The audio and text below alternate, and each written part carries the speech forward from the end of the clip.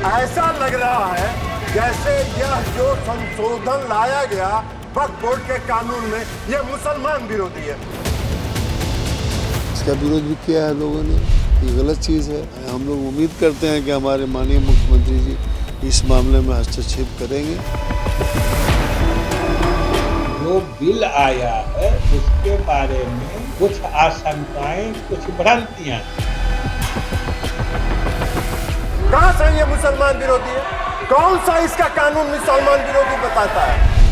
वक्फ bill पर संसद में राजीव रंजन सिंह और ललन सिंह का ये स्टैंड पहले जेडीयू का ऑफिशियल स्टैंड बना, फिर अंतर्द्वंद बन गया, क्योंकि राजीव रंजन सिंह का बयान नीतीश के करीबी मुस्लिम नेताओं को खल गया।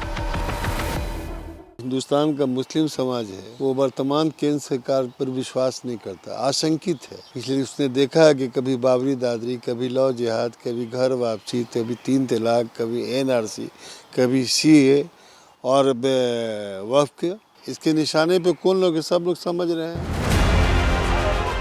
कल लोकसभा में जब वक्फ संशोधन विधेयक पेश किया गया, तब एनडीए में शामिल हर पार्टी ने समर्थन किया था। इसमें नीतीश की पार्टी भी शामिल थी।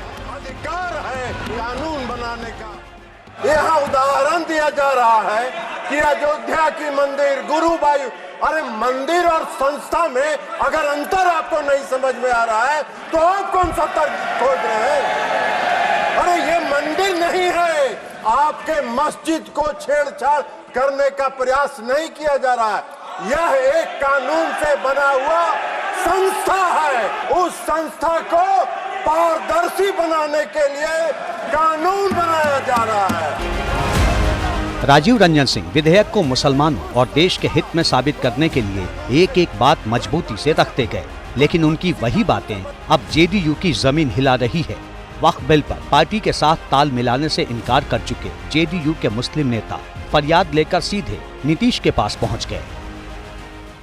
मैं सीएम के पास गया, वहां उन्होंने आश्वासन दिया कि कुछ अमेंडमेंट बिल इसमें अगर आ रहा है तो इसे मैं देखूंगा, मुझे कुछ पता नहीं है कि जो भी मंत्री दिल्ली में हैं, मैं उनसे चर्चा करूंगा। उन्होंने आश्वस्त किया कि किसी भी कीमत पर मैं अहित नहीं होने दूंगा। हमारी चीजें हैं वो आज उसके मालिक हम हैं, कल होकर हम नौकर बन जाएंगे, या हमारा कोई अस्तित्व वक्फ बोर्ड से फायदा किया है। हमारे पूर्वजों ने जो जमीन अल्लाह के लिए, भगवान के लिए दान कर दिया, उस प्रॉपर्टी को भी आप कहें कि नहीं मेरी प्रॉपर्टी है, तो ये उचित नहीं है।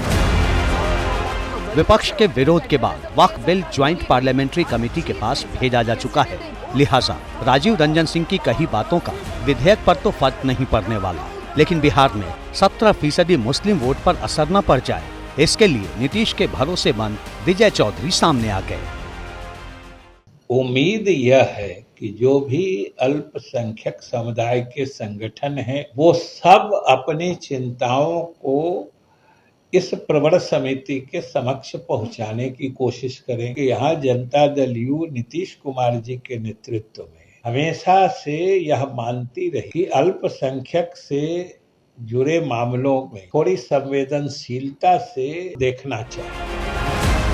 बीजेपी के साथ नीतीश केंद्र और राज्य की सत्ता में भले ही बने हुए हैं, भले ही नीतीश की पार्टी खुलकर बीजेपी के साथ खड़ी हो, लेकिन वक्फ संशोधन बिल ने पार्टी के अंदर खाने ही अंतर विरोध का बवंडर खड़ा कर दिया है।